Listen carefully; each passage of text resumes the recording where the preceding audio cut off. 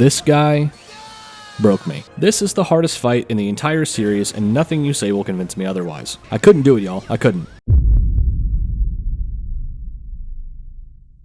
Welcome to Plat The Series, a show where a wheel chooses a game series I have to play and then I'm locked into earning every trophy in that series faster than PSNProfiles tells me I can. I'm also climbing the leaderboards on PSNProfiles 1 week at a time. If you want to add your favorite game series to my wheel, like the video, subscribe, and comment down below. This week we wrap up the Kingdom Hearts series with Kingdom Hearts 3, until my viewers bully me into doing Melody of Memory at some point. We've used 179 hours, 51 minutes, and 47 seconds on this series so far, a long ways off our original 470-hour time allowance. We have 51 trophies remaining in this game, not including the Platinum, to reach our grand total of 317. PSNProfiles says this should take us 90 hours to clear the base game and DLC trophies. Do you think this will take us half of the total time we've used so far? Me either. I want to start off by emphasizing how important this game is to me. I waited a very long time for this to come out. I used to talk about it so much that my wife literally made a joke about it in our wedding vows, and it wasn't even out yet. So this game, despite its flaws, holds a very dear part of my heart, as playing it for the first time more or less felt like the end of my childhood. Okay, well, we're getting way too deep, let's get into it. We're going to be tackling this in 2 playthroughs. One on beginner for 100% completion as usual, as well as the DLC and all secret bosses. Then a second playthrough for the Risk Taker trophy using pro codes to earn score from boss fights, but I'll explain more on that later. First, as always, we make our beginning choices, and for this run, since magic is so overpowered, we'll be choosing Wisdom and Mystic for our first 2. Then if you have the DLC installed, you are offered a third choice to not include the premium menu, to include easy codes, or to include pro codes. We choose to include easy codes, but not to actually use them, as some of them negate trophies, but because we have to unlock things called merits for this trophy. We spawn into this beautiful sky water reflection world area and fight some Heartless, and then a dark side that's all reflecty instead of just straight darkness. Defeating him grants us the fire and water spells, and we pop our first trophy for beginning our adventure. Our main cast in this game is setting off on a bunch of different objectives. Sora has lost his strength after the events of Dream Drop Distance, so he seeks to recover the power of waking. Riku and Mickey set off to search for Aqua in the Realm of Darkness. Then Kairi and Lee go off to have their training arc as they are fresh Keyblade wielders. The idea is still 7 lights versus 13 darknesses. Xehanort is trying to assemble the new and improved Organization 13, and also as a backup plan is looking into a new generation of 7 Princesses of Heart, just in case the 7 Keyblade wielders can't get their shit together. Sora and the gang takes off to the first world, which is Olympus, to visit our old pal Hercules. Naturally, Hades is making another attempt to destroy everything, so we make our way through the town of Thebes, saving citizens, defeating Heartless, and collecting chests along the way. For some reason, when I was recording this, I was so happy. It's like I was experiencing it for the first time again. Something about playing these games so close together really made me appreciate how this game feels. A lot of people complain about the floatiness of the combat, but I honestly think it feels fine. Anyway, as we make our way through Thebes, Maleficent and Pete are off chasing a third plot line searching for an item called the Black Box. The Black Box is said to hold important knowledge, and she's just seeking power and doesn't care at all about this whole Xehanort vs. Sora debacle. Also while we're here, Xigbar appears and taunts Sora, saying they'll make him a vessel if he doesn't get stronger. During a forced fight, we unlock the ability to use situation commands, which are the arrow things that turn into finishers from 0.2, but we also get form changes as well. Form changes are specific to the Keyblade that you have equipped and do a wide variety of things. You can have 3 different Keyblades equipped at the same time in this game to allow for 3 different form changes. Also, you can upgrade your Keyblades, making any Keyblade in the game viable, as opposed to just swapping it every time you get a new one. This was an awesome change and allows for so much player freedom. W-move developers. In the next fight, we unlock a very broken combat aspect called Attraction Flow. Upon defeating an enemy for the first time with it, we pop a trophy. Now you guys should know at this point that I'm a massive Disney theme parks fan, and when this game first came out, I really enjoyed Attraction Flow. But honestly, they are insanely overpowered and broken, and it kinda makes it boring to use them. For now, we only have the ship from Pirates of the Caribbean. We'll need to experience all of them at least once for journal entries. Hercules has been demonstrating to Sora that strength is found by protecting the people you care about, not raw power. Something I thought Sora was pretty aware of by now, but I guess they have to have a reason for us being so weak. I mean, endgame Sora in Kingdom Hearts 2 was like literally insanely powerful. We fight our way up Mount Olympus, and there's this cool mechanic where you defeat these water Heartless and then the river gets lower, which unveils a treasure chest. As you make our way up this mountain by literally running up the walls like a baller, we collect some chests and then are attacked by the Rock Titan. This next sequence was the first gameplay of Kingdom Hearts 3 I ever got to experience at a pop-up store in Disney Springs, so it's pretty iconic to me. We run up the walls to him, and when we get to him, I was shook by a detail I never noticed before. When you get to the feet to damage him, the music switches to the boss fight music from Kingdom Hearts 1. I know this music was used for more than the Rock Titan in Kingdom Hearts 1, but this was still a neat Easter egg. We finish the Rock Titan by riding Big Thunder Mountain Railroad, man what a sentence, and then make our way into Olympus proper. The music switches here as well to be the classic battle theme and the world theme. So far, this game has just felt like someone hugging me with the warmest blanket ever. We unlock shot locks after that first fight, which are great in this game but not nearly as good as previous games, which is honestly a good thing. I would actually like to have to do some combat to some extent. As we explore this area, I hop on this rail and unlock an easy merit. This is one of the many objectives we need for the All-Rounder trophy, and to be honest, I didn't know that was going to happen here at all. We then dive down here and activate this forge by spinning the Mad Teacups and upgrade Goofy's shield, which was dope. Then we make our way up to the top of Mount Olympus using one of the best mechanics they added to this game called air stepping. With this, you aim the shot lock thing and press square to fly a long distance. This is often used to close the gap between you and an enemy, given the arenas in this game are usually massive. Once we reach the top, we fight the Ice Titan and Magma Titan? Lava Titan? I don't know what he's called. This is awesome because if you recall, Sora could barely handle the Ice Titan in Kingdom Hearts 1, and now he's taking on two at once. Once we take them down, we have a final fight with the Wind Titan where we get to use the air step technique to shoot around the arena and smack him a bunch.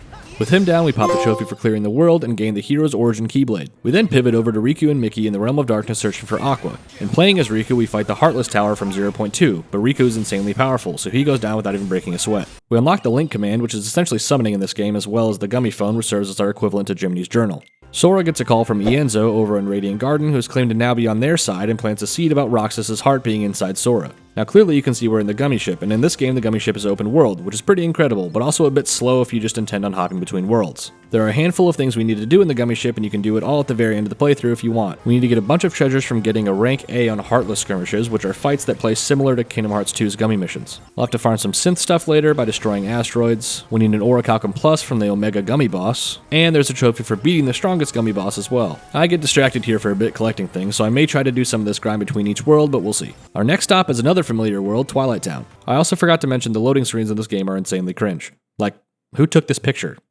#C?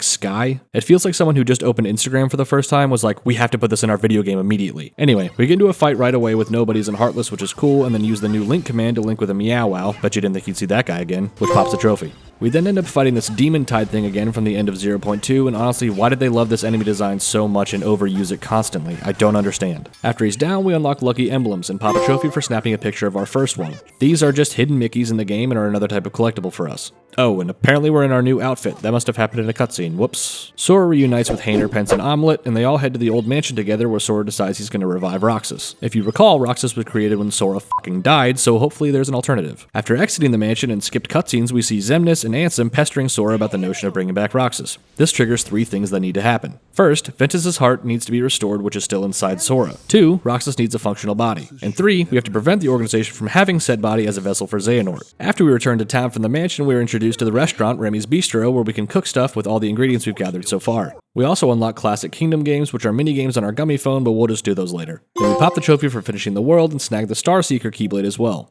There are a number of different recipes in this game with a handful of different mini-games, and we have to get an excellent rating on every single dish for completion. We pop a trophy for getting an excellent rating for our first time, and then make a few other recipes before moving on. Bruh. I do want to mention that there's an easy code that you can turn on that will give you an excellent rating every single time that you cook, and it does not negate the trophy. As we head back out to our Gummy Ship, we're shown an alternate version of the world map, but it's much easier to navigate. After you've been to a world, you can just warp to it, which is great, as there are also other points on the map you can warp to as well. We head to the Gummy customization menu and bring the rebirth of the Donut Ship.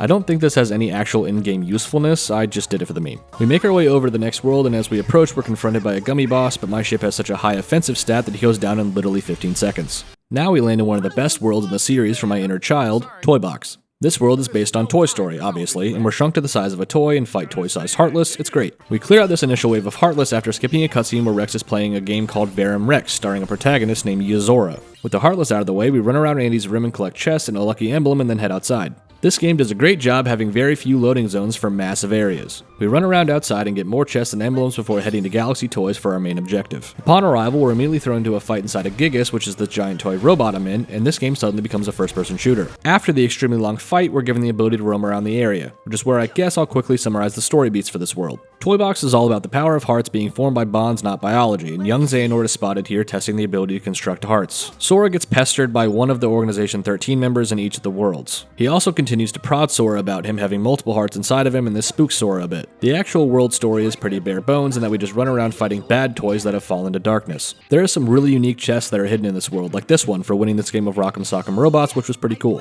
This world was the first time I felt like I really wanted more traversal options, and maybe that's due to being spoiled by flow motion and Dream Drop Distance. But I also know that traversal is awesome later in the game, so I could save time by not hunting for chests and stuff now, but that's boring. We stumble upon the mini-boss for this world, which is hands down the creepiest boss in the series in my opinion. Yeah, it's literally like a horror movie possessed doll like Annabelle looking ass. Jesus Christ. With her down, we head over to find Rex in the video game store and get thrown into the Verum Rex game. Game within a game within a game stuff right here. Nomura was definitely Nomuraing. Once we finish it for the story, we do it again for a score of 12 million or higher to pop this trophy, which isn't as bad as it seems, just abuse traps. Then we go into this room and use a Gigas to move a bunch of blocks to form a path up to the final boss. I have to show this chest specifically in the ball pit because the devs were devious for this one. During our quest for building blocks, we pop the Knight trophy for defeating 1,000 enemies, so that's a big W. Once we form the Cactar and climb him, we fight the final boss, which is this really weird out-of-place giant UFO, which was not that interesting of a fight, so he goes down and we pop a trophy for completing the world and snag the favorite Deputy Keyblade, which is one of my favorites in the game. Because of its transformation and usefulness, though. This shit is ugly as hell. Now we gummy on over to the next world, Kingdom of Corona. This world is based on Disney's Tangled, and follows the story so closely that if I were to leave cutscenes in, I would get copywritten. No, I'm serious, that happened to me when I live streamed this the first time I played it back in 2019. It shut down my live stream because it thought I was streaming the movie. That is equally as impressive as it is annoying. Anyway, we start off with a Heartless fight and make our way over to this big tower, and before we approach it, we snap a photo of it for a synthesis photo mission. There's a lot of these, so I figured I would just start knocking them out now. We snag Rapunzel from her tower and head to follow the plot through the forest to go see the lanterns. We also snag a photo of this Chief Puff guy for a photo mission as well. I'm not sure I'll remember to call all of these out, but I'll do my best. On our way through, we run into Marluxia, the final boss from Chain of Memories, although it's probably his human form. I don't know what his name is though.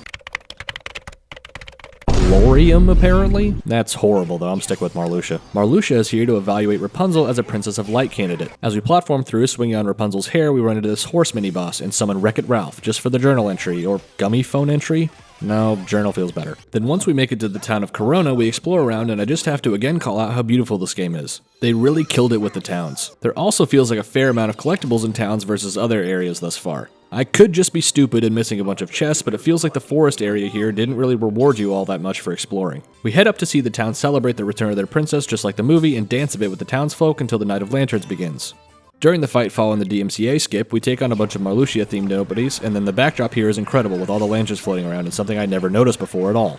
With the nobodies down, we now have to head back through the forest to rescue Rapunzel from her mom, Mother Gothel. After reaching the tower, we skip a few cutscenes and fight this giant tree Heartless just like the movie. Wow, this is so spot on. There was nothing crazy about this boss other than it feels like it has way too much health, but it still goes down pretty quick, so it's no big deal. Leaving the world, we pop a trophy and earn another Keyblade, and then check in on some other characters, including our boy Evan, as Isa, previously Syx, tries to convince him not to join this new organization, but Evan is obsessed with his replica research, so I'm assuming he does. I'm not sure, I skipped a cutscene. Now we head into our second set of worlds with a new galaxy to fly around and make our way to the next world and fight another super easy gummy boss. With him down, we get distracted for a few minutes, then finally land in Monstropolis. Based on Pixar's Monsters Inc., Monstropolis takes place just after the film, where somehow Randall is just back and Boo is once again not where we left her after the most dramatic scene in the history of my childhood. We fight on Verst here alongside Heartless because Vanitas is lurking in this world and he attempts to extract Ventus out of Sora because he's got a thing for Ventus, but obviously fails. Oh, and that whole sequence takes place in cutscenes that we didn't watch because the boss fight would have made too much sense, I guess. We make our way through the Scare Factory and then end up in the door sliding minigame, which got me hyped for the coaster coming to Hollywood Studios. We then get trapped in this conveyor belt area where Randall just sits on a PA system and taunts us, which is very irritating.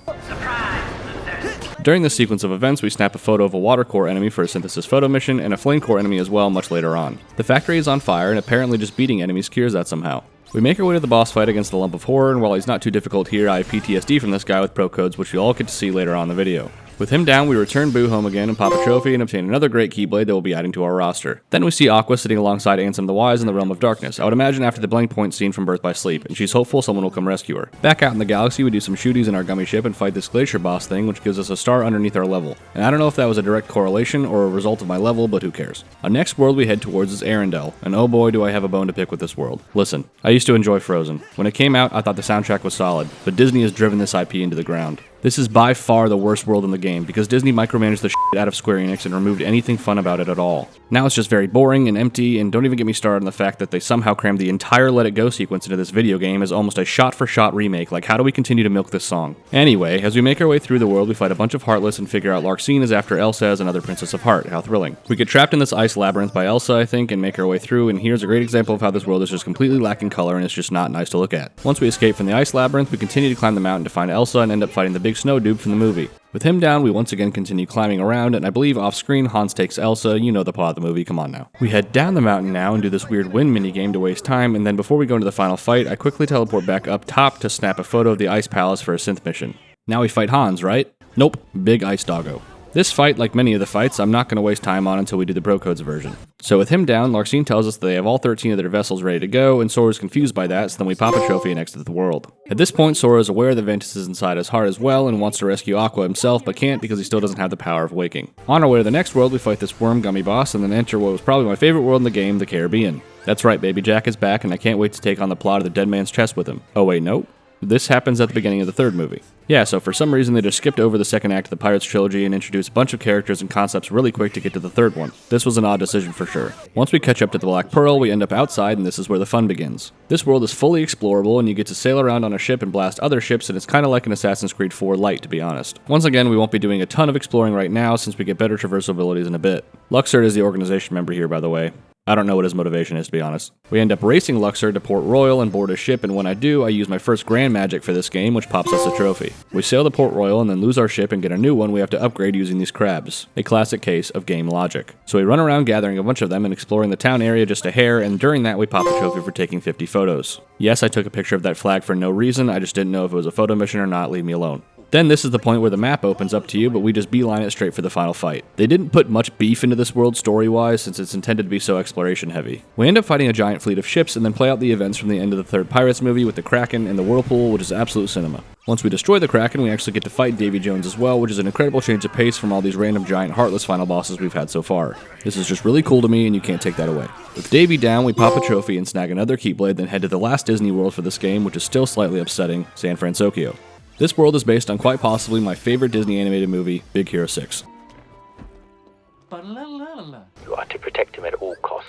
The story of this world takes place after the events of the movie. We fight a bunch of Heartless alongside Baymax, then are introduced to a Flash Tracer course. These are obstacle courses that we have to do later on for a certain score for a trophy, but this one's just story related, so no stress yet. The world is all one loading zone besides Hero's Garage, which is really fun once we have movement, but for now it's a bit of a pain and they wait a long time to put quest markers on stuff, so I get lost a lot. We end up fighting this T-Rex guy who turns into a volcano, and then Saz from Final Fantasy XIII before eventually fighting the Dark Cubes. These are intended to be Hero's microbots from the movie, I think. We can't damage them yet, so we run around the city saving the other members of the squad and then fight them properly. Something happens and we end up back in Hero's Garage and then back out into the city and fight a Dark Baymax while flying on the regular Baymax. The Dark Baymax is the Baymax from the movie that gets lost at the end of the void. Spoilers. Once he's down, Hero saves him and we pop a trophy and get a Keyblade, and now there's two Baymaxes, motherfuckers. Before we move on from here, we do a bit of cooking and I suck at it, and we pivot over to Riku and Mickey who make another attempt at saving Aqua. We fight this demon tower again, and then for some reason finishing the fight gives the reaction command Sora, and then Sora appears, so I'd imagine this is Sora saving them. As Sora, we fight Dark Aqua, who feels like an absolute joke compared to the nightmare from the last video, and then with her save, she brings us back to Castle Oblivion and turns it back into the land of departure. This was actually really exciting the first time I played this game because it starts to feel like all the dots are connecting. I just wish this game didn't wait until the third act to rapidly draw out all the lines, but oh well, I guess. We head up to where Ventus is sleeping and Vanitas shows up and attacks.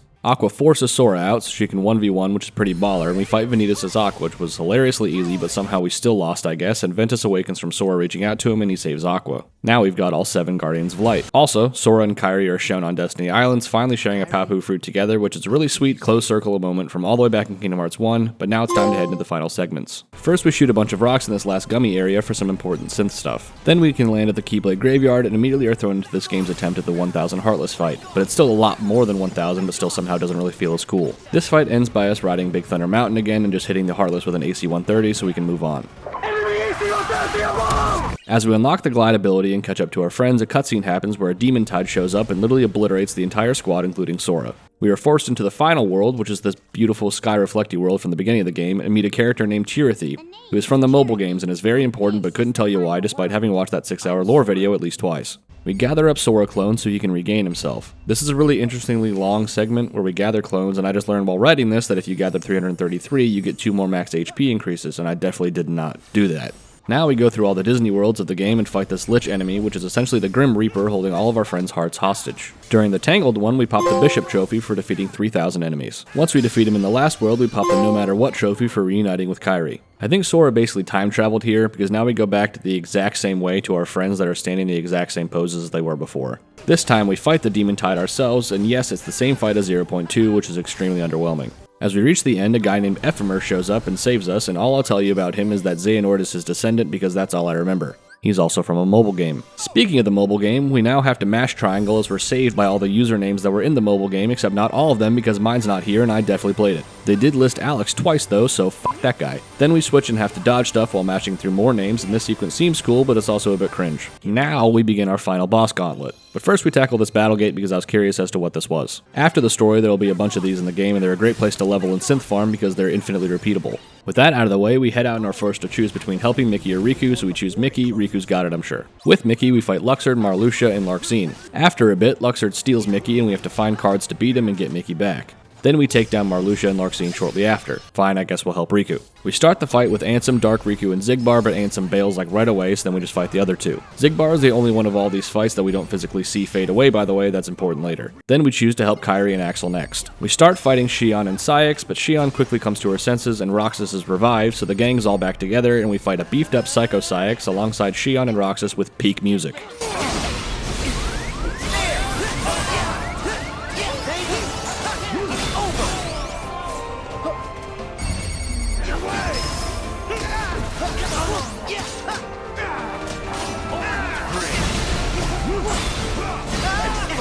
We then go help Aqua and Ven fight Terranort and Vanitas. We take down Terranort first, and then shotlock Vanitas as he annoyingly rides around on his Keyblade steed. Terra's lingering will takes his body back here, so yay, Terra's back, but please don't make me play as him. Now we get a fight that to me is peak Kingdom Hearts. We fight Ansem, Xemnas, and young Xehanort alongside Riku and Mickey. The music here mixes the boss themes of all three characters and is so good. We beat Ansem first, then Xemnas, then young Xehanort. Each character here has like a super weird sob story when they die, including all the previous fights we just did, and I'll never understand why the developers felt the need to have every villain just seem like misunderstood. Definitely a weird narrative choice for sure. Now Xehanort has his 12 Keyblades and his own, making 13, so he's ready to clash with the light and believes Sora needs motivation, so he kills Kairi. No, seriously, Kairi trained all that time and gets one shot. I don't really think Sora needed motivation, he probably would have fought you anyway, but talk your shit, Xehanort. Now Xehanort forges the Keyblade, not like a basic one though, the big one, it's just still called a Keyblade for no reason, remember? He opens up Kingdom Hearts and the team decides the only way to stop him will be to send him through time or something, and Sora volunteers to do that by himself while everyone else stays back to try to keep Kingdom Hearts closed or something. I'm not sure, I wasn't following this cutscene at all.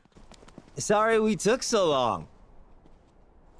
Had a couple of plot points that needed ironing out. Donald and Goofy come along with us, and I honestly love that it's the three of them going in together. It feels very nostalgic. We pop a trophy as we commence the final battle and are teleported to Scala ad Kylum, the city that was built on the ruins of Daybreak Town, which is another mobile game reference. We approach the town and are attacked by all 13 of Xehanort's vessels, except they're all him, which is terrifying and also really cool. They have a shared health bar also, which I enjoyed very much. This doesn't go on for 10 years. The next phase, we fight this sick version of Xehanort with his horned helmet on in various different arenas. The only arena that shocks me to this day is the underwater section. Like, the combat underwater is good in this game, but it's not nearly good enough to be including it in the final boss fight. Like, come on. Now we fight Xehanort himself with a Keyblade, not a regular one, but you know what I mean. This fight is incredible. The scenery is so epic and the phase changes are great. The first arena is just on top of the main building of Scala, and then we transition over to this epic backdrop of Kingdom Hearts in the background, and then Xehanort steals our light and we have to use Rage Form to get it back, and as we do, he comes up in the throne chairs all around us in the shadow version. We have to dodge lasers, and god, this is so well done. As we finish, we get a reaction command, and this happens.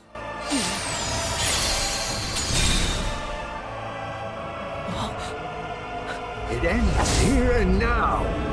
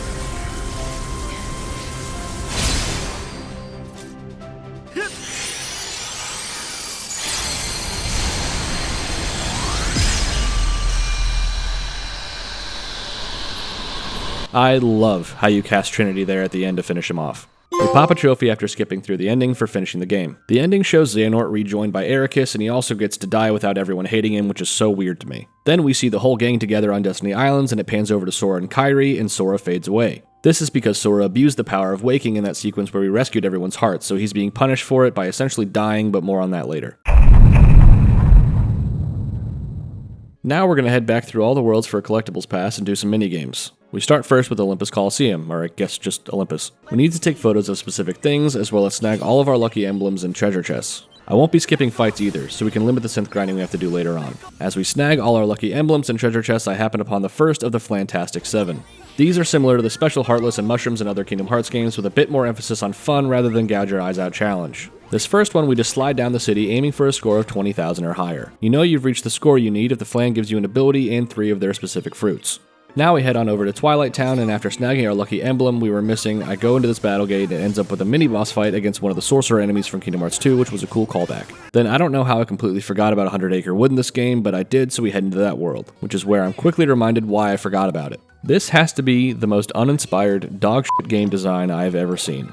You only have 3 mini-games, but here's the kicker. They're all exactly the same thing. It's essentially just bejeweled with vegetables, fruit, and flowers. So unbelievably disappointing. We pop a trophy on our way out and make our way to Toy Box for that cleanup. Similar thing here, I fly around until I run into the Flantastic 7 member, which has us stacking a bunch of flans aiming for 15,000 points. I also took photos for photo missions in all these worlds so far, but I don't remember what they were, so the prophecy from earlier in the video has been brought to fruition. Now we go over to Kingdom of Corona, and during my cleanup of this world, I turn on the easy code that makes you one-shot enemies just to make things go faster. There's no challenge here that I'm making easier, it just takes 1 Thundaga to kill stuff instead of 2 or 3, so feel free to rage in the comments about it. There's an easy code merit we go for here as well, for flying from the top of Rapunzel's tower all the way to the Kingdom of Corona without walking or touching the ground more than 5 times. This was deceptively difficult just due to this one area that I failed in a couple times. Once I got through that area though, it was smooth sailing when we completed that merit. Now we do the Flantastic 7 member for this area, and we have to take a bunch of pictures while flans do specific things. This was also weirdly deceptively difficult just because you can't just take any pictures of the flans, you have to wait for them to do specific things, and even then you have to get the best flans or groups of flans for the highest score. I think you need somewhere around 23 to 26,000 for this one, but even the internet's unclear. Now we're going to fly around this area and take photos of constellations. I believe there are a total of 9 of these, 3 in each galaxy, so I'll try to knock them out as we finish our collectibles cleanup. With that done for now, we head over to Monstropolis for cleanup, and while we're here, we go ahead and activate the easy code that extends links and take on the Flantastic 7 member. With that activated, we can just jump around with Simba until the link challenge merit pops, and then get hit to end it, and we nailed it first try. Nice. Another easy merit while we're here is to defeat 10 enemies by throwing Mike Wazowski into them, so we just do that as well. Once we've wrapped up treasures and such, it's on to Arendelle. This world, as you might have guessed, has the worst cleanup in the game, and not just because everything looks the same, making guides incredibly confusing. As we make our way through, eventually finding the treasures and lucky emblems we were missing, we have to find Olaf a second time, and then I thought the minigame for this world happened by just talking to him again, but nope, you can just keep finding his body parts for no reason. What epic game design. We do eventually find the Frozen Slider minigame, and while we have a trophy to chase here, we also have to gather 10 different treasures that are not obtainable in a single run because fuck this world. After not following a great guide by one of the OG Kingdom Hearts speedrunners, BizKit047, we snag the trophy for the points we need and all 10 treasures, granting us an Orichalcum Plus. For the Flantastic 7 member here, I just run around spamming Thundaga because Ooga Booga Brain can't understand what they would want me to do instead.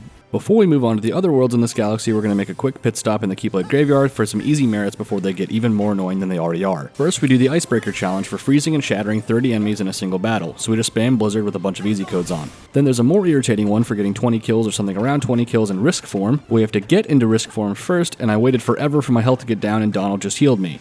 Never when it matters. So we can apparently just turn our friends into vegetables so that they will just stand there and get attacked, so we finally get into Risk form and snag this challenge. Heading back over to Olympus, we throw the Survival Easy code on as the only code and do this battle gate to snag the Survival Challenge. Then in Toy Box, we need to defeat 5 Gigas with a single attraction flow, so we do that and grab this one, which will be the last easy merit for a while, seeing as we only have 1 left and it's gummy related. We can now head into my favorite world cleanup in the Caribbean. This, as you can probably assume, is just sailing around to different islands to get treasures. In between islands, we want to destroy as many ships as possible to make progress towards the 200 total we need to sink for this trophy, and to max out our ship's level for this trophy. The only specific chest of note here is on Exile Island, where there's an Orichalcum Plus, which if I haven't mentioned already, we need 7 of to make the ultimate weapon. And there are only 7 in the game. Mr. Flantastic in this world is a cannons minigame that I was terrible at, and can't believe I hit the score goal on my first attempt. At some point during our exploration, we snap a photo of our 80th lucky emblem, which also gives us an Orichalcum Plus. Then we pop the trophy for maxing out our ship's level, which unlocks the black pearl for us to sail around on, and since the ship is quite literally tattooed on my body, this was pretty sweet. Using the pearl, we clean up our ship kills to pop this trophy and head out of this world over to San Francisco. Pretty soon after arriving, we pop the trophy for 5,000 total kills here, and then this cleanup is not too dissimilar from the Caribbean, and the collectibles would be hellacious without Vin Kerf and Bob Kahn. The last Fantastic 7 member is here, and we just bounce on a bunch of different flans, and then we're done, and we pop the Flanmeister trophy and snag an Orichalcum Plus for our troubles. Since the last area in the game has no lucky emblems, we finish those up here, popping the Hidden Kings trophy, and then start doing the Flash Tracer courses. That's hard to say. These are just 2 obstacle courses where we fly through rings and stuff. Getting an A rank on both pops this trophy. At this point I needed to figure out what ingredients I was missing, so once I head into the bistro to take a peek, we set off to collect the last couple, and once we snag a lobster in the Caribbean, we pop the Cornucopia trophy. Sadly, I also learned that we have to redo the 100-acre wood minigames for literally no reason, so we also do that, and this shit is still ass. Then after making all the recipes, I apparently still need 1 singular lobster to finish, so we go snag that in Corona and make our last one, popping the Master Chef trophy. Now, I was trying to get the last few items I needed to make the Falcon Peak gummy ship for future things and opened up the Gummy Treasures tab, which popped the Salvager trophy and didn't give me the things I needed, rip bozo. The Keyblade Graveyard is our next cleanup, where we snag our last couple chests, and then head over to the final world for this chest, which pops the No Stone Unturned trophy and gives us another Orichalcum Plus. While we're here, I'm going to go ahead and collect the clones again to get our last 2 health upgrades for getting 333 of them and head off for gummy ship cleanup. We first finished snapping photos of constellations to pop this trophy, and then I still couldn't quite make the Falcon Peak blueprint, so I decided to give my own ship 200 speed and head into this tornado in the second area to fight the Sharkgeist. That's not his name, but it's how he makes me feel. This boss fight is stupid, and not just because I don't have the patience to get a ship that wasn't a donut. We need to defeat this guy for a trophy, but we also need an A rank for the last easy merit. I'm not sure if I was just an idiot, probably, but this took me a million attempts. I was also on dad duty, so my frustrations were silent, which is like when you can't laugh, but you so desperately need to. The attempt that made it through, I did nothing differently, I just got lucky, but we did manage to get the A rank, so we popped the trophy for beating him, and the all-rounder trophy for finishing up the easy merits. Now the final gummy boss is in the last area, and I spent forever running around defeating the same enemy ships over and over. I thought this would eventually spawn the boss, but lo and behold there's a sneaky shark down under, so once he's down we fight this big giant pink pyramid thing which gives us Orichalcum Plus. Our last Orichalcum Plus is at a lottery, where we need to buy stuff from a Moogle shop to get postcards and mail them off until we eventually get it. Obviously, we make a save before doing this, and then when we reload the save, because as you know my RNG is atrocious always, we get this Proof of Promises item, which we can then trade for the Oathkeeper Keyblade. This Keyblade is DLC and doesn't count toward anything. Once we finally get the last Orichalcum Plus, we can finally synth the Ultima weapon, right?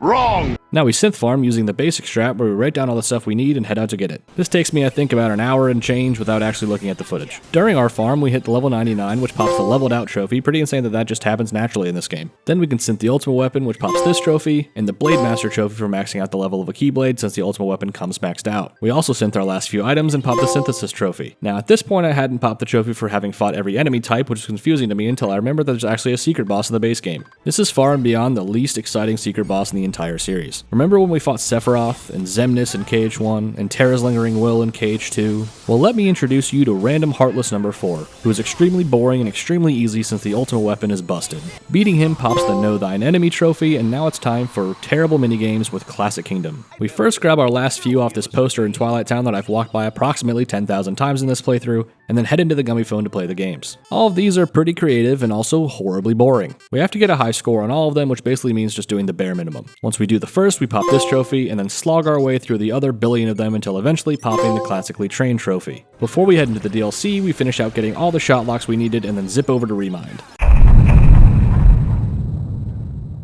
The DLC is a retelling of the final events of the game that fills in some of the gaps story-wise. We first refight Dark Inferno again, and he's even easier this time around for some reason. Then we fight Dark Aqua, where I feel like the devs just wanted a cool boss gauntlet vibe or something. She is followed by Terranort, and then we make our way through the boss gauntlet from the story again.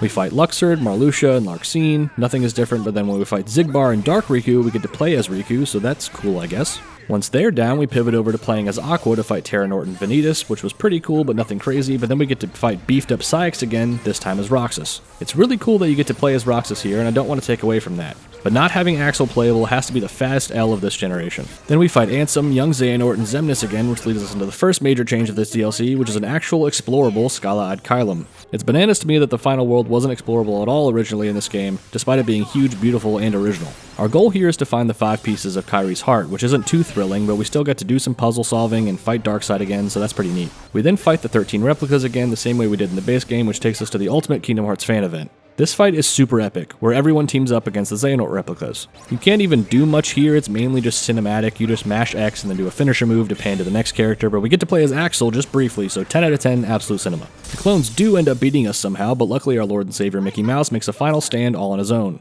This sequence is really cool, but pretty repetitive. Mickey is extremely powerful though, and this is the first time we get to really see that, so I'm glad they included this. Then, as Sora, we link a bunch of these keyholes together and enter the final boss fight against Xehanort, but this time we get to play as Kairi. I could have played as Sora here and absolutely smoked this guy, but I figured I would see how she plays, and honestly I was impressed given she trained for like 10 hours. Sora and Kairi can do this link attack where they hold hands, which is cute, and then we finish the fight, which pops the Behind the Curtain trophy. We also see a scene here between Xigbar and the Lost Masters, except Xigbar isn't Xigbar, he's this guy named Lushu from the mobile game, and none of that matters now, but leads into the next arc centered around some clown named the Master of Masters. I'm just gonna call him Mom.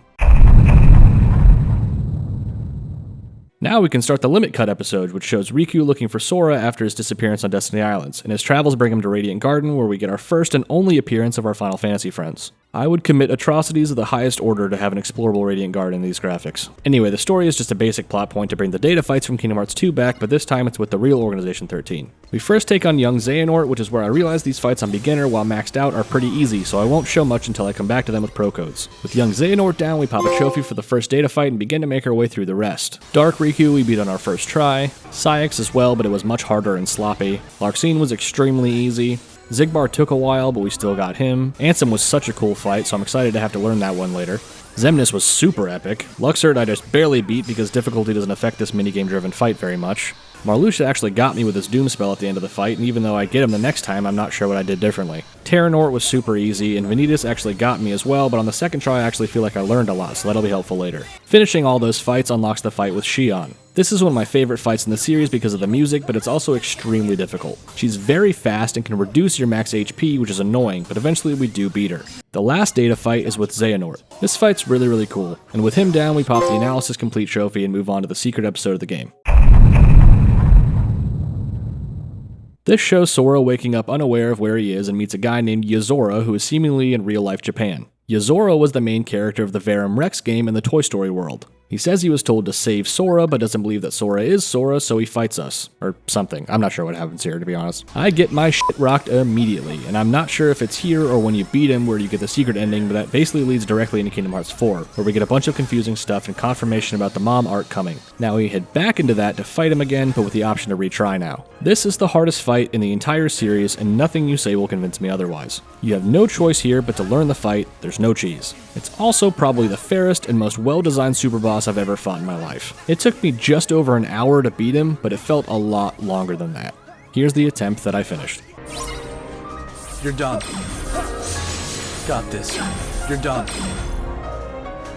There. Let's go. This'll do it. This'll do it. Nope.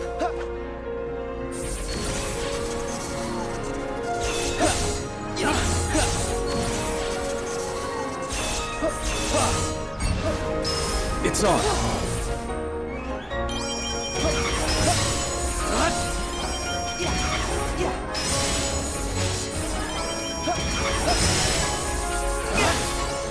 Now. No chance. There.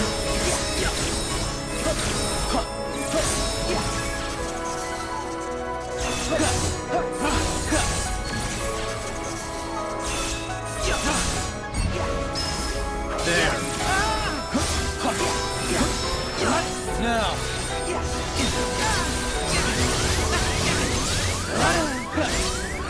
Nope.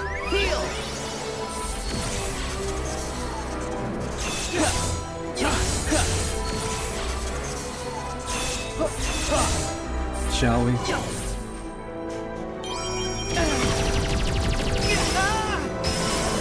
Now. No chance. There.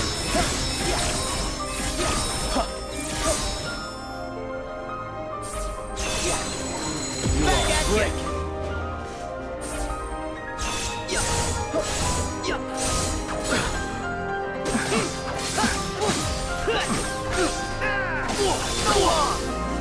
Nice try.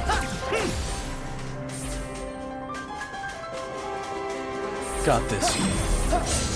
You're done. Got this. There.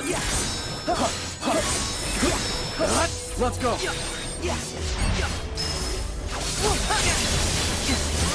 This'll do it. This'll do it. Nope.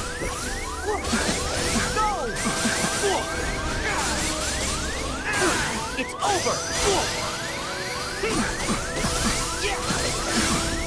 Nice try.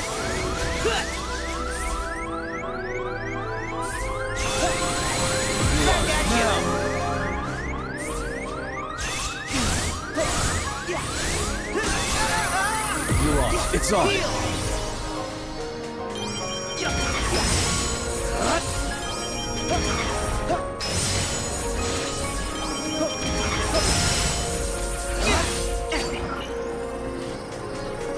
Got this. You lost. Over here!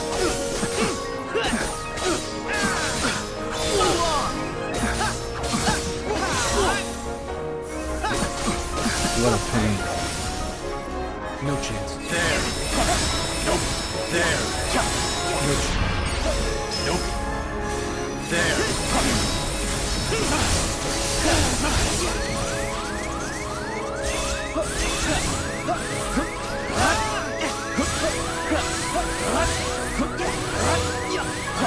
Take this! Now.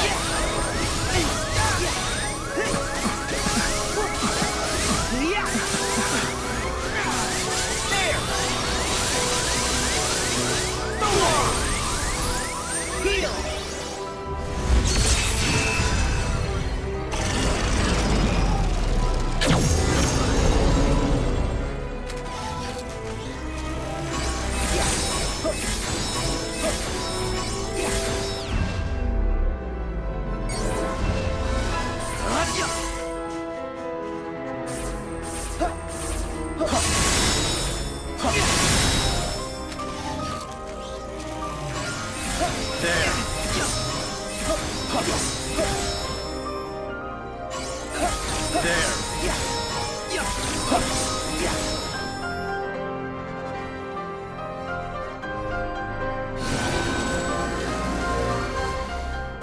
Come on.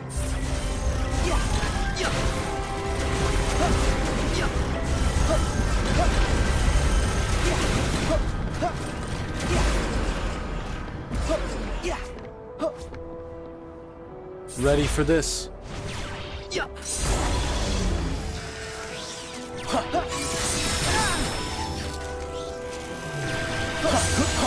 Let's go.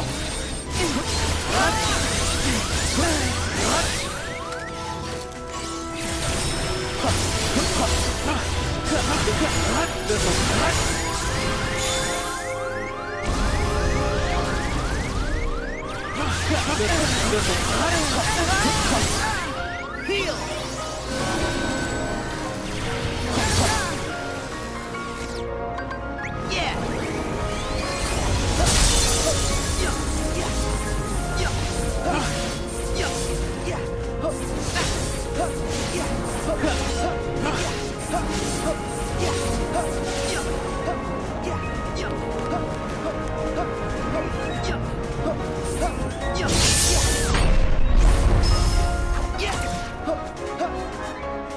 Ready for this? Back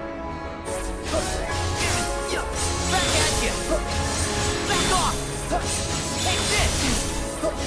Back off! Take this! Back off! Yeah! Here we go! Nice try. Go!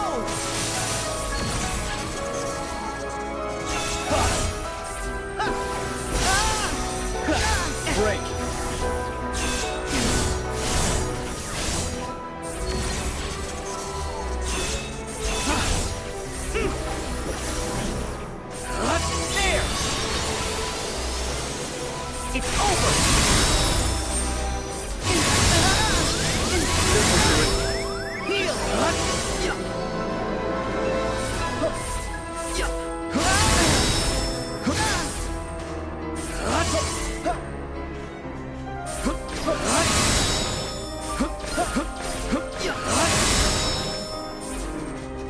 done.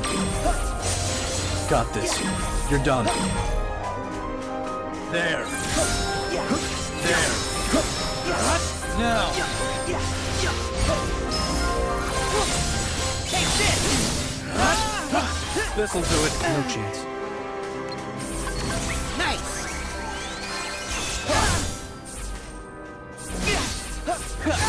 Now.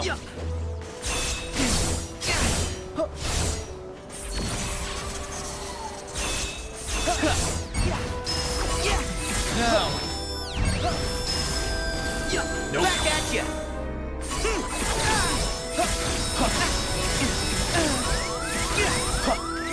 Shall we? Heal!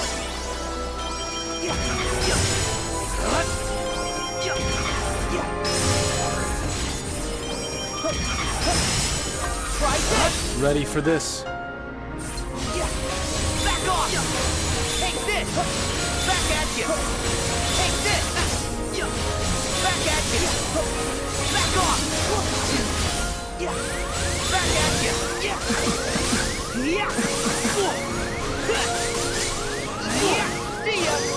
There! So long! Yeah! Back off! Break.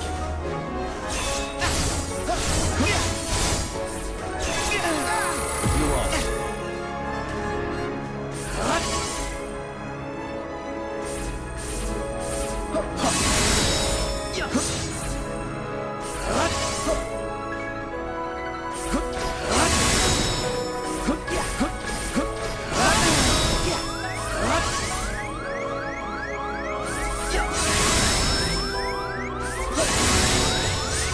This'll do it.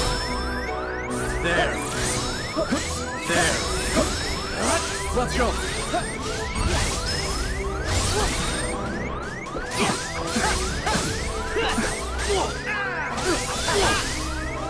I don't think so. Heal! There! Take this! Now. Back at you! No chance. There. Nope. There. No chance. Beating him pops a trophy and plays nearly a shot-for-shot remake of the Final Fantasy Versus 13 trailer because Nomura can't let it go, and Yazora says I've been having these weird thoughts lately, like is any of this for real or not from Kingdom Hearts 1, so everything was probably a dream because they wrote themselves into a hole. You thought we were done? Oh, you sweet summer child, we're just getting started.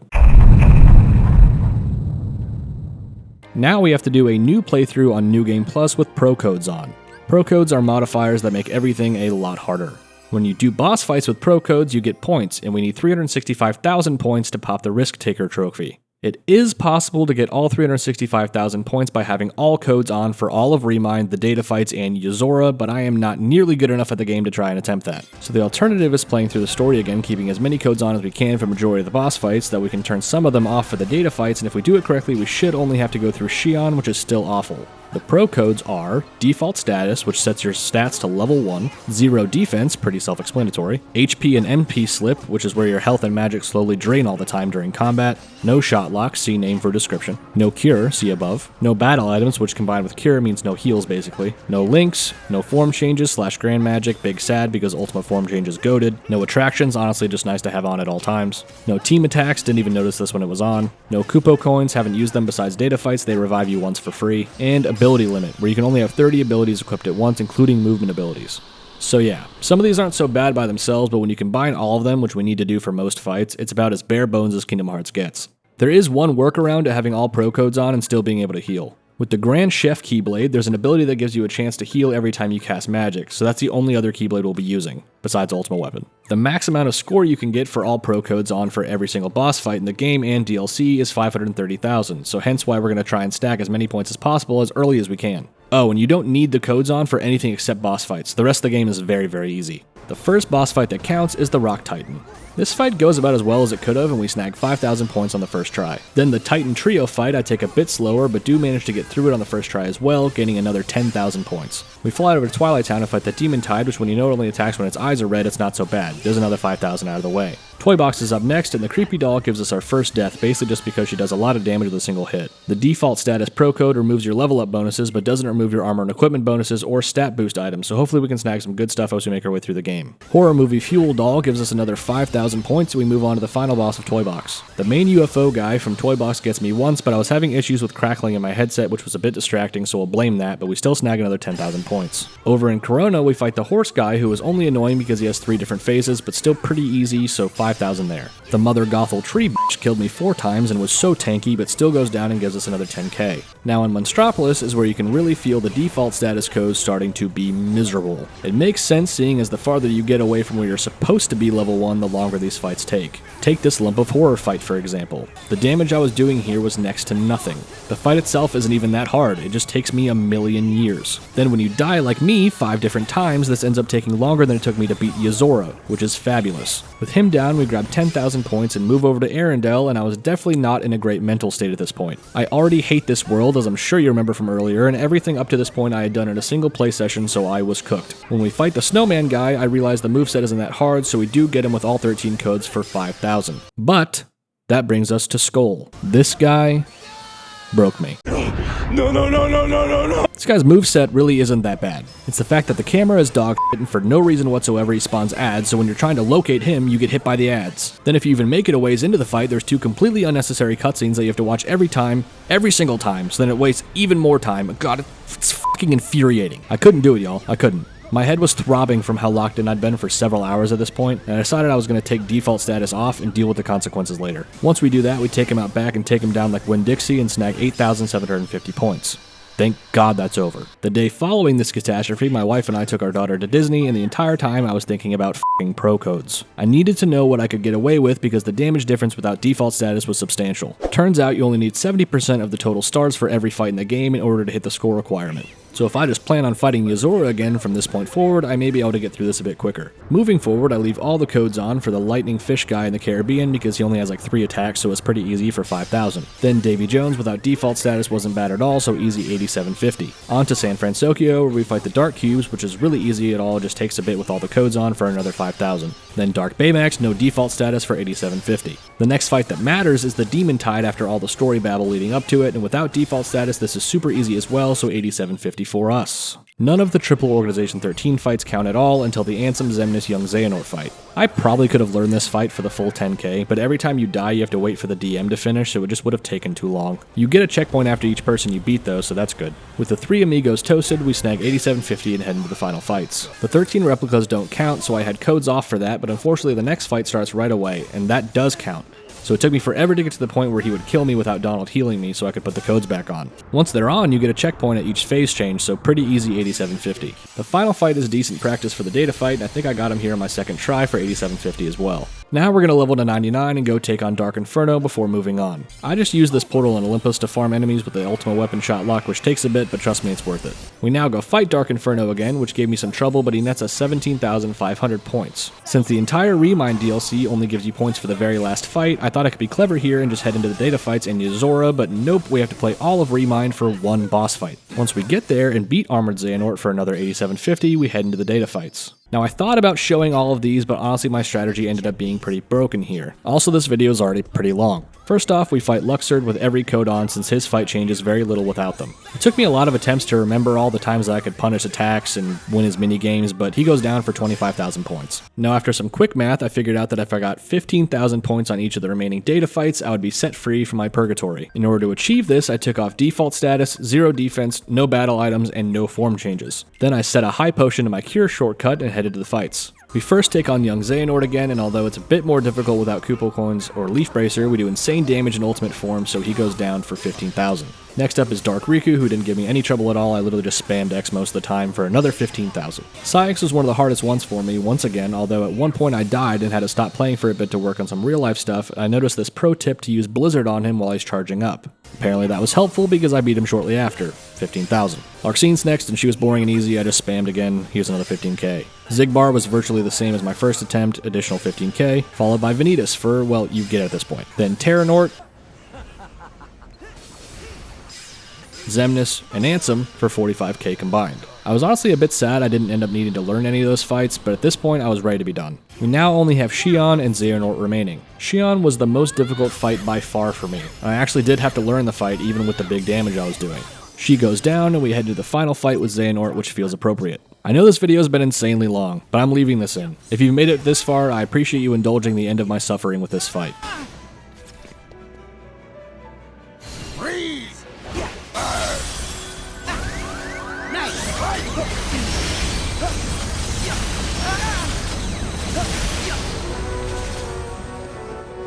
Enlighten me!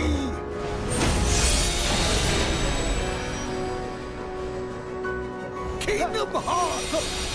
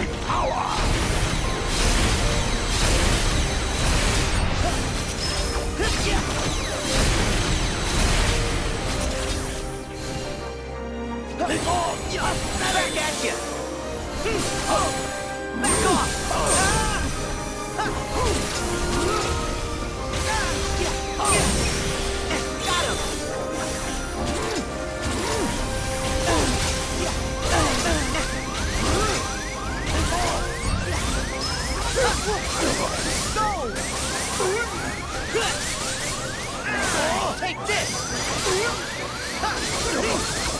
No chance! Nice! Enlighten me!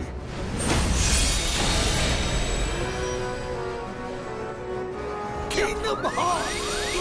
Yeah! Pathetic!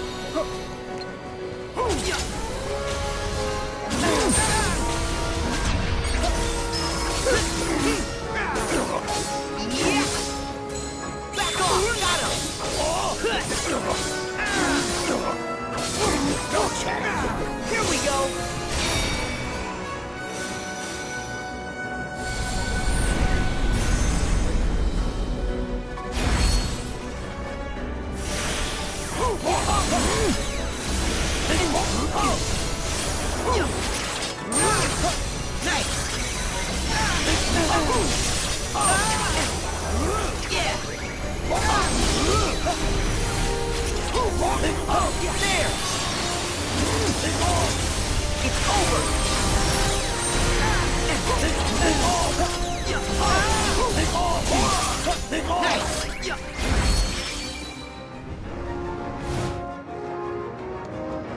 Give me power!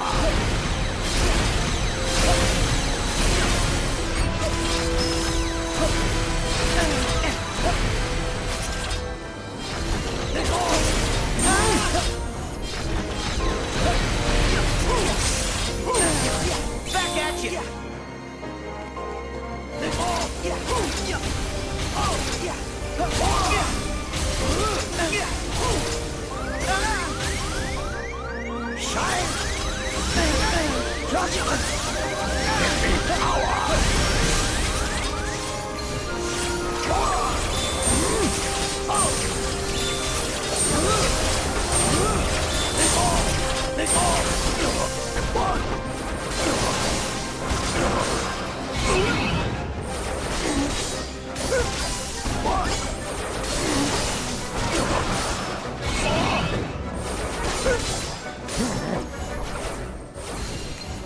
judgment.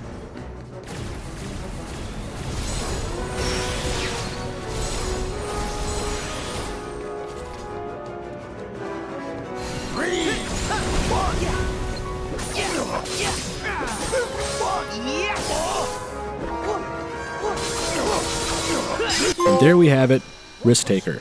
The hardest trophy we've earned on this channel by a long shot. Now all I have left in the base game trophies was to do the Corona dancing minigame, so let's go finish this. As you would expect, it's pretty easy to get 70,000 points in this, so here's the dance specific trophy followed by the all game records trophy. Where is it? What did I miss? I missed a shot lock?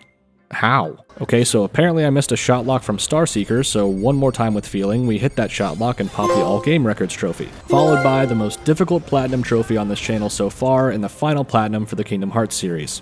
For now.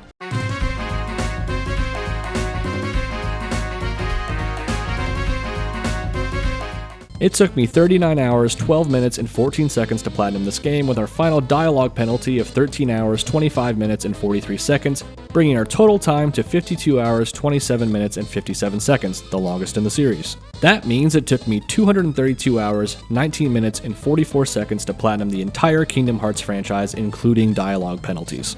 But what about Melody of Mem? Will you leave me alone? We earned a total of 317 trophies in this series, not including the platinum, since we began this journey on Steam. This platinum brought me up 195,840 ranks globally and 63,498 ranks in the US, putting us at 2,228,275th place globally and 724,444th place in the US.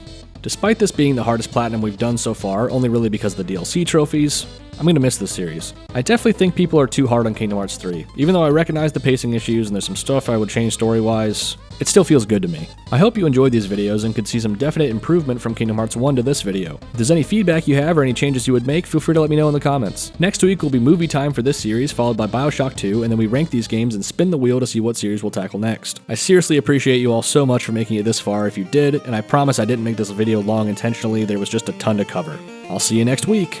Bye-bye!